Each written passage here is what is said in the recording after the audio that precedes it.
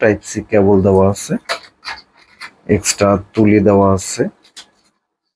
যদি আপনি চান তুলিগুলো এইভাবে লাগানো থাকবে, চাইলে আবার এভাবে লাগায় রাখতে পারবেন।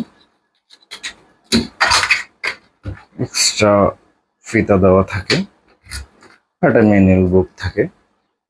আমরা দেখি, এই আমরা একটা ছবি যেটা সেভ করতে দিয়েছিলাম এটা সেভ হয়ে গেছে। এখন চাইলে আপনি আপনার ছবিও সেভ করতে পারবেন।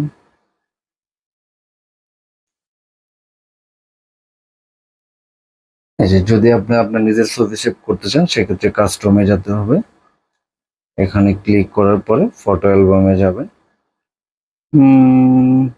ধরেন আপনি একটা ছবি, সো এটা হচ্ছিল ডিসপ্লে সাইজ অনুসারে আপনি এটা ইয়া করে নেবেন, ফিনিশ। এবার আপলোড, এই যে এখান থেকে আবার ছবিটা আপলোড হচ্ছে, একটু সময় নেবে। বাট সম্পর্কে জানি, এটা আপনার এক একবার যদি চার্জ করা হয় এখান থেকে আপনার পার্সেন্টেজ দেখা যায়, লাগান কোনটা কত পার্সেন্ট চার্জ আছে দেখতে পারবেন। বক্সের চার্জ, বার্ডসের চার্জগুলো, এগুলো এক একটা বার্ডসে আপনার চার্জ করার শেষে এক একটা বার্ডসে প্রায় 4 থেকে 5 ঘন্টার উপরে যাবে। কানে লাগাইলাম, দেখি এটা এএনসি কাজটা কিরকম করে। হ্যাঁ, এর ছিল নর্মাল মোড, আমার কানে দেওয়া আছে এএনসি মোড।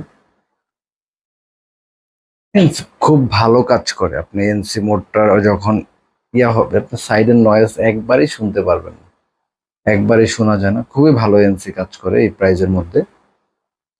আসলে ট্রান্সফার মোড দেওয়া, ট্রান্সফার মোড দিলে সাইডের সাউন্ড এগুলো আপনি ইজিলি ভাবে শুনতে পারবেন, আর এনসি মোড দিলে আপনি কোনো ধরনের কোনো সাউন্ড শুনতে পারবেন না। প্লাস সাউন্ডের যেটা এখানে দেওয়া আছে,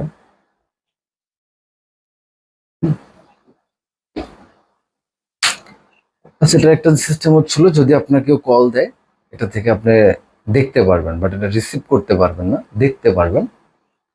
প্লাস আপনার কোনো মেসেজ আসলে যেটা আপনার দরকার যে আমি দেখবো বা দেখবো না সেটাও করতে পারবেন এখান থেকে। আপনার ছিল কি এটা একটা, এটার মডেল হচ্ছিল A9 Pro। সো এটা ছিল একের ভিতরে সব, যেরকম আপনার স্মার্ট ওয়াচ হিসাবেও, স্মার্ট ওয়াচ যেরকম নর্মালি ফোন টোন সবকিছু ইয়া করা যায় সেম। আপনি গানও শুনতে পারতেছেন, আপনার এটা থাকলে আপনি শর্টকাট আপনার ফোনও রাস্তায় বের করা লাগতেছে না, এটা থেকে আপনি সবকিছু